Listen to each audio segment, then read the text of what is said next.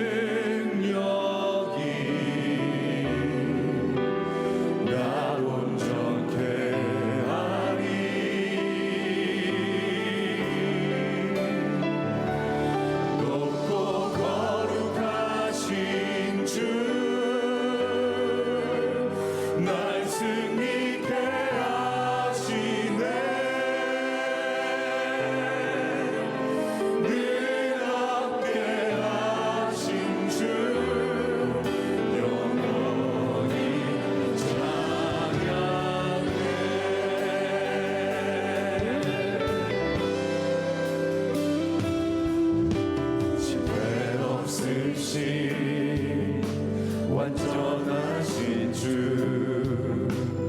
그가 나를 기억하시니 매일매일 주 약속 기다려 잠잠하게 주 음성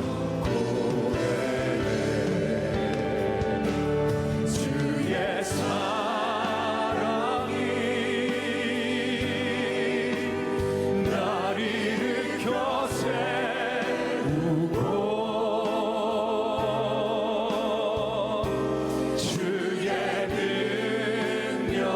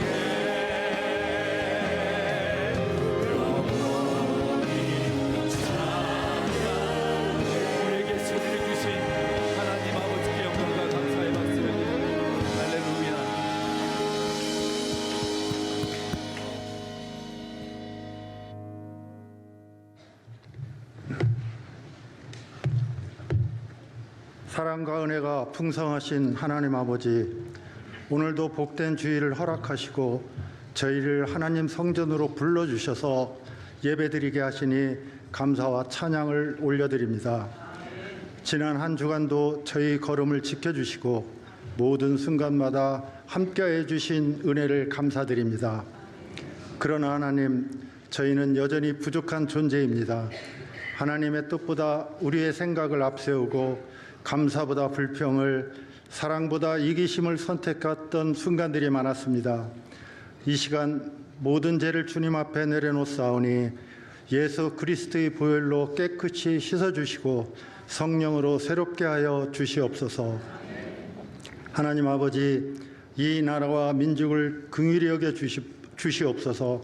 나라를 이끄는 위정자들에게 하나님을 경외하는 마음과 공의로운 지혜를 허락하셔서 우리 사회의 갈등과 분열을 치유하여 주시고 서로 존중하고 사랑하며 하나 되는 나라 되게 하여 주시옵소서. 경제적으로 어려움을 겪고 있는 국민들에게 새 힘을 주시고 청년들에게는 일자리와 희망을 갖게 하여 주시옵소서. 자연재해와 각종 사고로부터 우리나라를 지켜주시고 정의와 진실이 바로 서는 사회가 되게 하시옵소서. 하나님 아버지, 세계 곳곳에서 전쟁과 재난으로 고통받는 사람들을 긍휼히 여기시고 평화와 화해의 길을 열어 주시옵소서. 선교사님들과 복음을 전하는 모든 사역자들을 보호하시고 복음이 땅끝까지 전파되게 하여 주시옵소서. 하나님 아버지, 정교회를 축복하여 주시옵소서. 우리 목사님께 영육의 강건함과 성령의 능력과 지혜를 더하여 주시고 선포되는 말씀이 살아 역사하여 우리 삶이 변화되게 하여 주시옵소서. 모든 교역자와 성도들이 한마음으로 교회를 섬기며 사랑과 화평 가운데 믿음의 공동체를 이루게 하시옵소서. 다음 세대의 어린이와 청소년, 청년들에게 믿음의 비전을 허락하시고 교회와 지역사회와 민족을 섬기는 빛과 소금의 사명을 잘 감당하게 하여 주시옵소서. 하나님 아버지, 여름 성경학교를 준비하고 있습니다. 준비하는 모든 가정에 함께하여 주시고 말씀을 전하시는 강사들과 봉사자들에게 성령의 충만함과 지혜를 더하여 주시옵소서. 참여하는 어린이와 청소년들이 살아계신 하나님을 인격적으로 만나게 하시고 평생 흔들리지 않는 믿음을 세우는 귀한 시간이 되게 하여 주시옵소서. 모든 일정과 활동 가운데 안전을 지켜주시고 질병이나 사고 없이 은혜와 기쁨이 넘치는 성경학교가 되게 하여 주시옵소서. 귀한 믿음의 항존 피택다들을 많이 세워주심을 감사드립니다. 훈련을 은혜 가운데 잘 마치게 하시고 이 부르심이 사람의 뜻이 아니라 하나님의 계획과 은혜임을 늘 기억하게 하시고 겸손한 마음으로 순종하는 참된 일꾼들이 되게 하여 주시옵소서. 병상에서 고통당하는 한우들, 그들의 절기에 귀를 기울이시고 여호와 라파 하나님의 놀라운 권능의 손을 펴사 온전한 치유를 통해 주님 영광 받아 주시옵소서. 오늘 드리는 찬양과 기도, 말씀과 헌신을 기쁘게 받아주시고 예배를 통하여 우리의 믿음이 더욱 성숙되게 하시옵소서. 예배를 마친 후에도 세상 속에서 그리스도의 향기를 나타내며 살아가는 저희 모두가 되게 하여 주시옵소서. 모든 말씀 예수 그리스도의 이름으로 감사드리오며 이제는 주님께서 가르쳐준 기도를 함께 드리오니 하늘에 계신 우리 아버지의 이름을 거룩하게 하시며 아버지의 뜻이 하늘에서 같이 땅에서도 이루어지게 하소서. 오늘 우리에게 일용할 양식을 주시고 우리가 우리에게 잘못한 사람을 용서하여 준 것 같이 우리 죄를 용서하여 주시고 우리를 시험에 빠지지 않게 하시고 악에서 구하소서. 나라와 권능과 영광이 영원히 아버지의 것입니다. 아멘.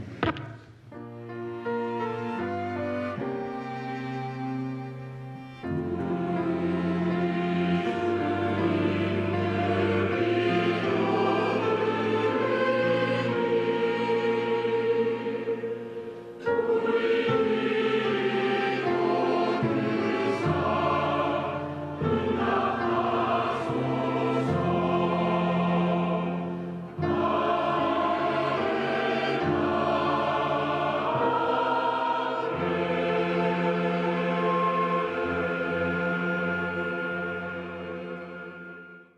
오늘 우리에게 주시는 하나님의 말씀 보도록 하겠습니다. 구약성경 에스라 7장 9절 10절 2절 말씀입니다.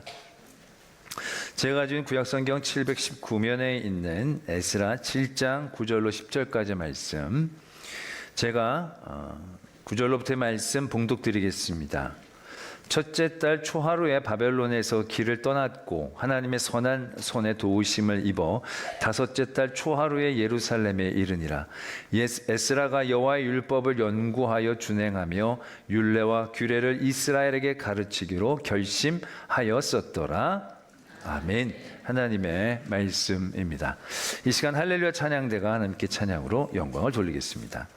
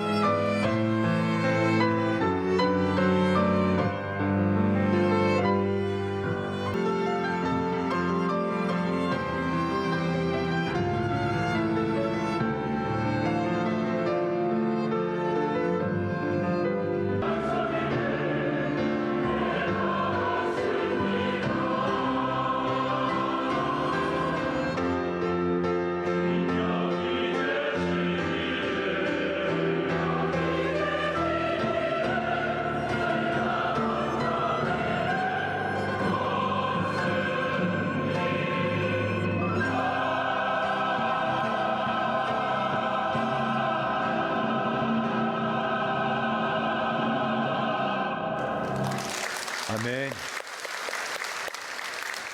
네, 귀한 찬양 감사드립니다. 말씀을 위해 함께 기도드리겠습니다.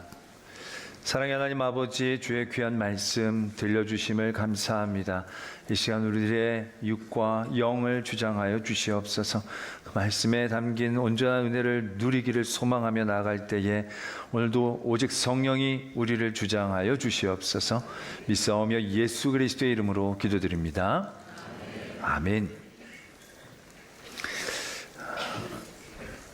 나라가 무너지고 삶의 터전을 빼앗기고 포로로 끌려간 이스라엘 민족은 완전히 무너졌습니다. 그 완전히 무너진 이스라엘을 다시 회복시켜 주시는 역사를 적고 있는 말씀이 바로 에스라서입니다. 우리는 몇 주간에 걸쳐서 하나님이 무너진 이스라엘을 어떻게 회복시켜 주고 계셨는지, 그 회복의 모습과 진정한 은혜가 무엇인지에 대한 은혜를 나누었습니다. 지난주 우리 6장에서는 드디어 성전이 완성이 되어지고 봉헌되어졌습니다. 포로에서 돌아온 지 20년 만에 성전이 세워지고 완성되어지고 거기서 그들은 기뻐하며 유월절을 지키게 됩니다. 그것으로 에스라서는 마쳐도 전혀 이상할 것이 없습니다. 약속을 지키시는 하나님, 그들에게 성전을 회복시켜 주시고 즐겁게 예배케 하시는 그 장면만으로도 충분히 회복되었다 느낄 수 있기 때문에 그렇습니다. 그러나 말씀은 6장에서 끝나지 않고 7장으로 넘어가게 됩니다. 그리고 7장 1절이 이렇게 시작이 됩니다. 바사왕 아닥사스다가 왕위에 있을 때 에스라라고 하는 자가 있었다. 이렇게 시작이 됩니다. 이 아닥사스다 왕은 요 이전에도 잠깐 언급이 되어졌지만 성전이 지어졌을 때의 왕은 다리오 왕입니다. 다리오 왕의 그 다음 왕은 아하수에로라는 왕입니다. 이 왕은 에스더서에서 등장한 왕입니다. 그 아하수에로의 그 다음 왕이 아닥사스다 왕입니다. 그러니까 성전이 지어졌을 때 다리오 왕과는 손잡벌되는 왕인 겁니다. 시차로는 58년 뒤의 일입니다. 그러니까 6장과 7장은요 58년의 시차를 가지고 있습니다. 성전이 지어지고 58년이나 지어졌는데 에스라의 하나님의 회복의 말씀은 끝나지 않고 또다시 시작하고 있다는 겁니다. 아니, 새로운 국면을 우리에게 말하고 있다는 것입니다. 이 말씀은 에스라에 대한 얘기를 조금 적고 난 다음에 많은 분량을 어떤 말씀으로 채우고 있느냐 하면 이 아닥사스다 왕이 내린 조서의 내용을 담고 있습니다. 이 아닥사스다 왕이 에스라라는 사람에게 명령을 내리는데 어떤 명령을 내리느냐 하면 첫 번째가 내 나라, 내 왕국에 있는 모든 이스라엘 백성 그들의 제사장들과 레위 사람 중에 예루살렘으로 올라갈 뜻이 있는 자는 누구든지 올라가도 좋다. 이게 뭐 강제적으로 추방하는 게 아니라요. 가고 싶은 사람이 있다면 또 가라 라고 얘기하는 겁니다. 이미 거의 70여 년 전에 고레스 때 이미 많은 무리들이 올라갔는데 또다시 아닥사스다 왕이 갑자기 올라가고 싶은 사람 올라가라고 얘기를 하고 있다는 겁니다. 두 번째가 더 기가 막힌 명령인데, 그냥 올라가지 말고 바벨론 온 도에서 얻은 예물, 은과 금을 가지고 가서 예루살렘의 하나님께 기쁘게 드려라. 근데 그것으로 끝나는 게 아니라 성전에서 섬길 때 필요한 모든 물품을 에스라가 요구를 하면 모든 국고지기들, 창고지기들은 에스라에게 그걸 원대로 주어라. 제한을 두는데 어떤 제한을 두느냐 하면 은은 100달란트까지 가능하다는 거예요. 100달란트는 3.4톤입니다.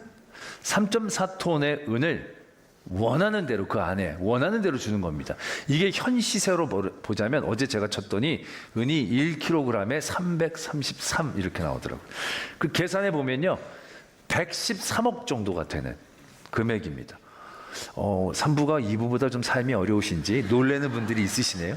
2부는 하나도 안 놀래던데 이게 한 113억 정도 되는 그런 양의 돈, 이 은을 원하는 대로 반출하라는 겁니다. 그리고 밀은 100고르까지. 밀 100고르면 22,000리터라고 합니다. 밀이 22,000리터. 포도주와 기름은 100밭까지. 이 100밭은 2,200리터를 의미한다는 겁니다. 그럼 포도주가 2,200리터면 요즘 포도주가 한 병에 750ml가 담겨 있다고 하더라고요. 3,000병 정도 되는 양을 에스라가 원하면 줘야 되는 그런 명령을 내리고 있다는 겁니다. 또 소금은 정량 없이 하라. 그러니까 소금은 제한 없이 주라는 거예요. 당시 아시는 분들은 아시겠지만 소금은 현금과도 같은 능력을 갖고 있는 물질이에요. 그 소금에 대해서는 무제한으로 에스라가 원하면 주라라는 엄청난 명령을 내리고 있다라는 것입니다. 세 번째로 내린 명령은 뭐냐?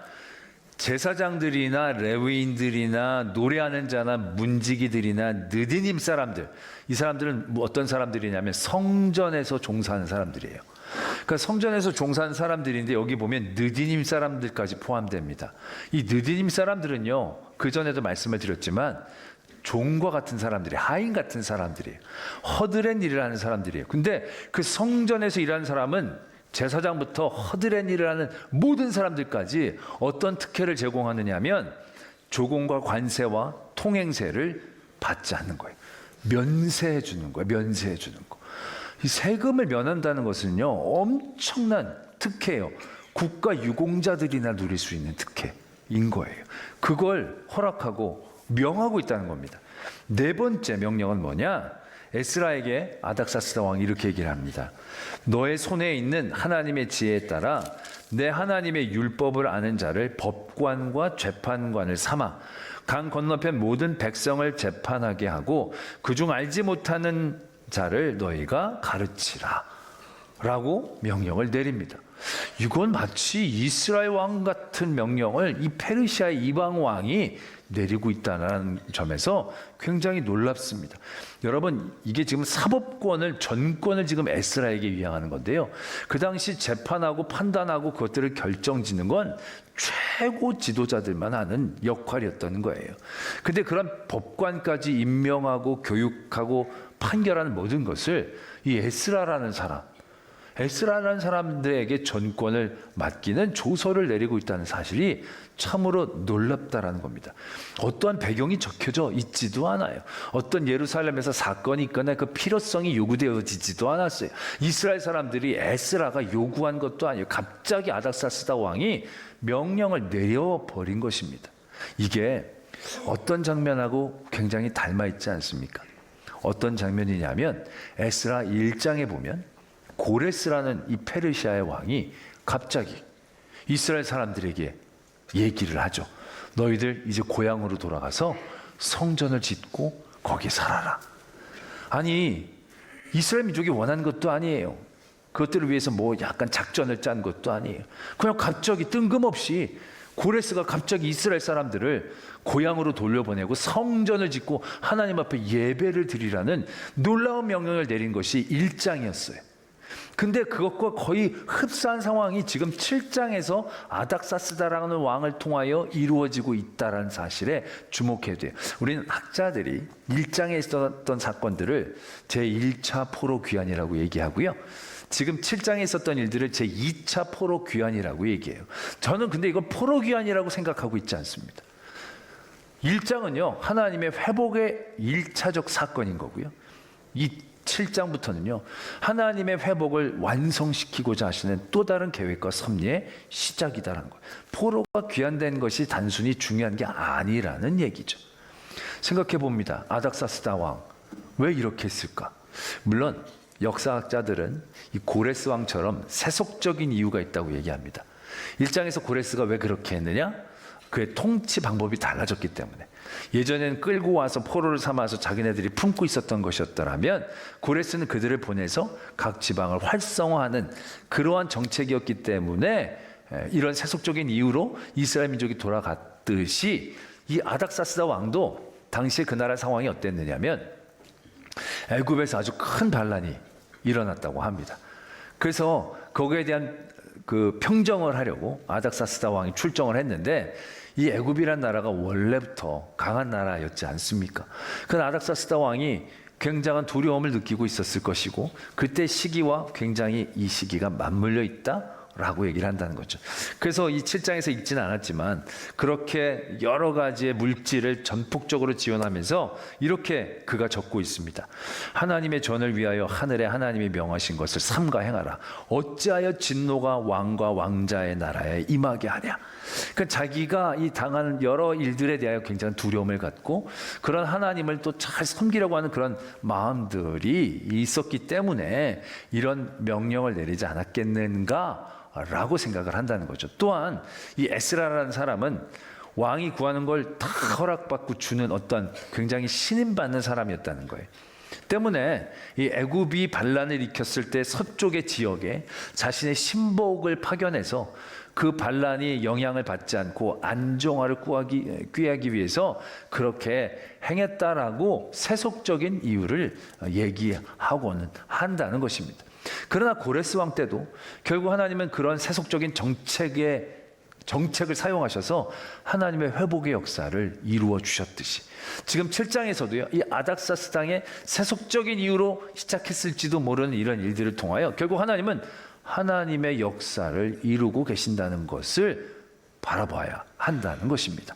그렇다면 아닥사스다 왕은 그런 이유 때문에 조서를 내렸다고 하더라도 그러한 모든 것들을 이용해서 하나님이 이루시려고 하셨던 의도는 뭔가라는 것입니다. 그 답이 27장에 27절에 적혀져 있습니다. 7장 27절에 에스라가 하나님을 송축하며 이렇게 고백을 합니다.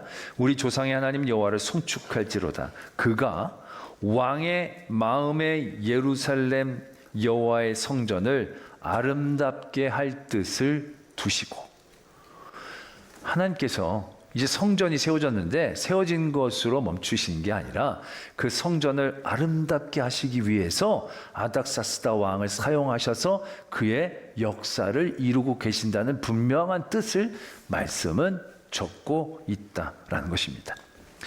성전을 아름답게 하시고자 하신다. 물론 성전 지금 지어진 지가 거의 60여 년 전에 지어진 것이고 또 많이 낡기도 했겠고 원래 그 성전 자체가 솔로몬의 성전에 비해서 화려하거나 좋지 못했기 때문에 다시금 인테리어나 이런 부분들을 보완해서 성전을 아름답게 하시려고 하시는가라고 생각할 수도 있습니다. 그러나 그렇다고 한다면 왜 에스라였는가라는 것입니다. 그렇기를 원하셨다고 한다면 기술자를 삼거나 아니면 지도자를 삼아서 그 예루살렘의 성전에 더 영향력을 키우고 강력한 어떠한 일들을 만들어 나가실 수도 있었을 터인데 하나님은 에스라를 선택하셨다라는 점을 바라봐야 한다는 것입니다. 그리고 이 에스라가요, 굉장히 특이한 게 1차 그 성전이 세워지는 회복의 자리에서는요, 여러 인물들이 언급이 됩니다. 총독으로는 스룹바벨, 대제사장으로는 예수아가 있고요. 학계 스가랴, 선지자들이 언급이 되어져서 그들이 함께 그 성전을 지어가는 일들 가운데 하나님 앞에 쓰임을 받습니다. 근데 2차는요, 딱 한 사람이 에스라에게 집중하게 하십니다. 그리고 이 에스라에 대해서 설명을 길게 주세요. 스룹바벨이나 뭐 예수아는 그렇게까지 안 했는데요. 이 에스라는 족보를 쭉 적어주세요. 그러면서 그 에스라가 아론의 16대 손이다라고 밝히고 계신다는 거죠. 제사장의 자손인 거예요. 제사장 중에 제사장인 사람, 그 사람이 에스라라는 걸 밝히고 계신다는 거예요. 또 그것만으로 다가 아니에요. 근데 이 에스라는 이스라엘 하나님 여호와께서 주신 모세의 율법에 익숙한 학자였다는 거예요. 그러니까 율법에 익숙한 학자였다는 거예요. 그리고 더 결정적인 건 이 에스라가 다시금 예루살렘으로 올라가면서 마음에 어떤 결심을 하고 있는지 우리가 오늘 읽은 말씀이 분명히 알려주고 계세요. 뭐라고 얘기하느냐? 에스라가 여호와의 율법을 연구하여 준행하며 율례와 규례를 이스라엘에게 가르치기로 결심했다. 지금 예루살렘에 올라가서 여러 가지 정치적이고 외교적이고 사회적이고 도덕적인 뭐 이런 여러 가지의 것들에 힘쓰고 애쓸 수 있지만 에스라는 딱 한 가지에 집중하고 있다는 거예요. 말씀을 연구하고 말씀을 준행하고 말씀을 가르치는 것. 이건 에스라의 결심임과 동시에 하나님께서 에스라를 보내시는 뜻이시다라는 걸 우리가 분명히 알아야 된다는 것입니다. 그래서 우리는 이렇게 이해할 수 있습니다. 하나님께서 다시금 아닥사스다 왕의 마음을 움직이셔서 사람들을 올려보내 주시는 이유는 성전을 아름답게 하시고자 하심인데, 성전을 아름답게 하신다는 것이 무슨 뜻이냐? 그게 말씀으로 세우신다라는 뜻이다 라는 것입니다. 우린 이 대목에서 하나님의 피조물들이 아름다워진다는 것은 어떤 의미를 갖고 있는지를 깨달아야 한다는 것입니다. 우리가 아름답다라고 하는 것은 말씀으로 채워질 때를 의미한다라는 것입니다. 지금 많은 분들은 이게 무슨 소린가 동의하지 않는 표정을 가지고 계시는데요. 태초에 하나님이 천지를 창조하셨을 때 빛이 있으라, 빛이 있은 거예요. 그리고 그 모든 창조물들을 보시면서 보시기에 좋았더라, 아름다웠다는 거예요. 좋았다는 거예요. 근데 그 피조물들이 왜 아름다웠을까요? 라는 겁니다. 빛이 아름답고 자연이 아름답죠. 그러나 빛이 무조건 다 아름답습니까?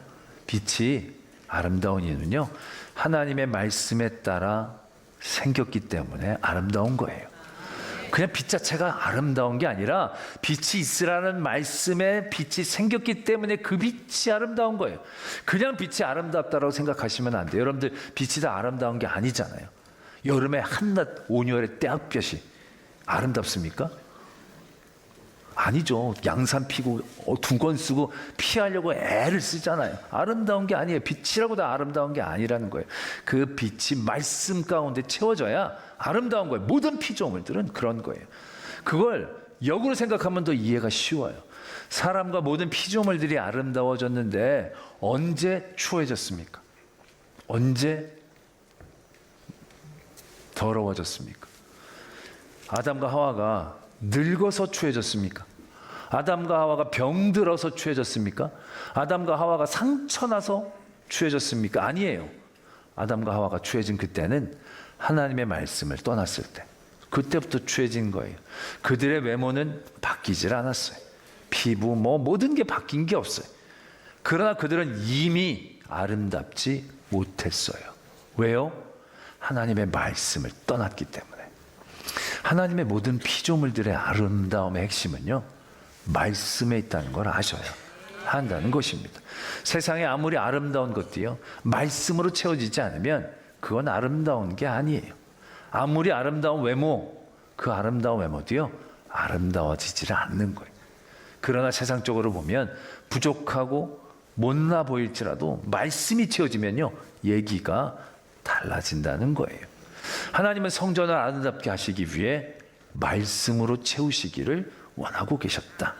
그 아름다움은 결국 말씀 가운데서 이루어진다는 거예요. 그리고 그 말씀이라는 걸 우리가 보다도 분명히 이해를 해야 하는데, 단순히 말씀이라는 것이 글자로 적고 알고 배우고 익히는 것만을 의미하는 게 아니에요. 오늘 에스라가 말씀에 대하여 행동을 할 때 어떻게 행동하는지를 다시금 봐야 한다는 거죠. 하나님의 말씀에 대하여 익숙한 에스라가 어떻게 되느냐? 말씀을 연구한다는 거예요. 연구하고 그 다음에 준행하는 거예요. 그 다음에 가르치는 거예요.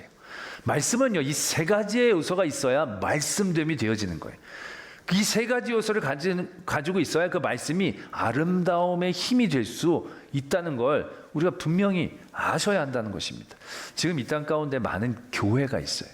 성도가 참 많아요. 교회가 멋진 교회가 많아요. 우리 교회도 그 교회 중에 하나죠. 우리 교회 멋집니다. 이런 멋진 교회, 다들 이게 그런 벌 받아요, 여러분들. 이게 멋진 교회 다니면서 아무런 맨날 다닌다고 못 깨달으면, 나는 매일같이 볼 때마다 진짜 우리 교회 멋지다. 또 우리 교회 성도들 참 멋지다 생각합니다. 보면요, 우리 성도들 진짜 멋진 분들이 많아요. 근데 여러분, 멋진 교회와 아름다운 교회는 다릅니다. 멋진 성도와 아름다운 성도는 다릅니다. 우리가 보면 멋진 성도 분명히 있어요. 근데 그 성도들이 다 아름답다라고 얘기할 수는 없는 거예요. 멋진 건물 가운데 있는 교회들이 아름답다고 사람들에게 일컬어지지는 않는 거예요. 여러분들이 보십시오. 여러분들이 아름답다라고 얘기하는 교회는 어떤 교회입니까? 여러분들이 저 성도는 참 아름답다라고 얘기하는 성도에게는 무엇이 있는 것이겠습니까? 겉모습이, 외형이 번쩍번쩍하고 훌륭하다고 아름답다고 얘기하는 게 아니다라는 걸 우리가 분명히 깨닫게 되어진다는 거죠. 그 아름다움에는요, 말씀이 있는 거예요. 그 말씀은 단순히 말씀 배우고 익히는 것을 의미하는 게 아니라 그 말씀을 준행하며 그 준행을 통하여 가르치고자 하는 초점이 있을 때 그게 진짜 아름다움이 되는 거예요. 지금 우리가 믿는 이 시대에 우리 기독교인들에게 말씀이 부족하지는 않아 보여요. 말씀을 연구하는 게 부족해 보이지는 않아요. 왜? 교회마다 그런 프로그램들이 있거든요. 우리도 1:1 제자 양육도 있고 성경대학도 있고. 우리 교회는 많은 편도 아니에요. 다른 교회는 진짜 뭐가 많아요. 그렇게 말씀을 연구하고 말씀을 배우고 익히는 것들이 차고 넘치는 이 시대에 살고 있지만, 우리가 아름다운 성도들을 만나는 게 쉬운 일이냐라는 거죠.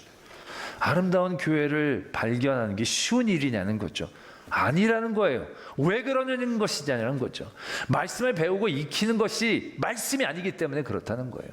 진정한 말씀은 연구하고 준행하고 가르치는 것까지 있어야, 그 일들이 되어져야 성전이 아름답게 되어지듯이 아름다운 성도가 되고 아름다운 교회가 되어진다는 것을 하나님께서는 우리가 알기를 원하신다는 거예요. 지금 하나님의 회복은 단순히 건물을 짓는 것에 끝나지 않았다는 거예요. 58년이 지나 사람들은 성전이 지어지고 회복이 됐겠거니 생각했지만, 하나님은 그들에게 새롭고 완성된 회복을 가르치기를 원하시는 거예요. 그래서 에스라를 보내시는 거예요. 정치가가 아니라, 기술자가 아니라 말씀에 익숙한 학자를 보내시는 거예요. 그리고 그 말씀을 준행토록 도전하신다는 것을 우리가 분명히 깨달으셔야 한다라는 얘기죠. 샘 레빈슨이라는 분이 지은 아름다움의 비결이라는 시가 있다고 합니다. 이 시가 유명한 건 그 오드리 헵번이라는 배우가, 그가 죽기 전에 자녀들에게 유언처럼 들려준 시가 바로 이 시다라는 거예요. 아름다움의 비결. 그 부분에 이러한 내용이 있습니다. 아름다운 입술을 가지기를 원하십니까? 친절한 말을 하십시오. 사랑스러운 눈을 가지기를 원하신다면 사람들에게 좋은 점을 보도록 하십시오. 날씬한 몸매를 가지기를 원하신다면 배고픈 사람들과 음식을 나누십시오. 아름다운 머릿결을 갖기를 원하신다면 하루 서너 번 어린이들이 그대 머리를 만지게 하십시오. 아름다운 자태를 가지고 싶다면 인생길은 결코 혼자가 아님을 인식하며 걸으십시오.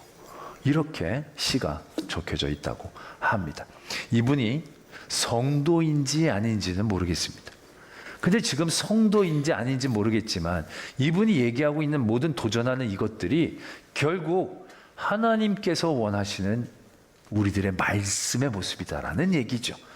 믿지 않은 사람들도 공감하며 아름다움을 볼 수 있는 그 대목이 바로 이것이다라는 점을 우리는 다시금 보게 된다라는 것입니다. 우리의 아름다움이라는 것은 다른 곳에서 생기는 게 아닙니다. 말씀을 듣고 익히고 그 말씀을 따라 살려고 그 말씀을 가르치려고 할 때 그게 진짜 아름다운 것입니다. 여러분들이 아침에 일어나 화장대 위에 몇 분이나 계십니까? 오늘 교회 나오기에 화장대 앞에서 몇 분이나 계셨습니까? 그리고 여러분들이 아름다우려고 애를 쓰시고 오시지 않았습니까? 그런데 그것은 진정한 아름다움이 아닙니다.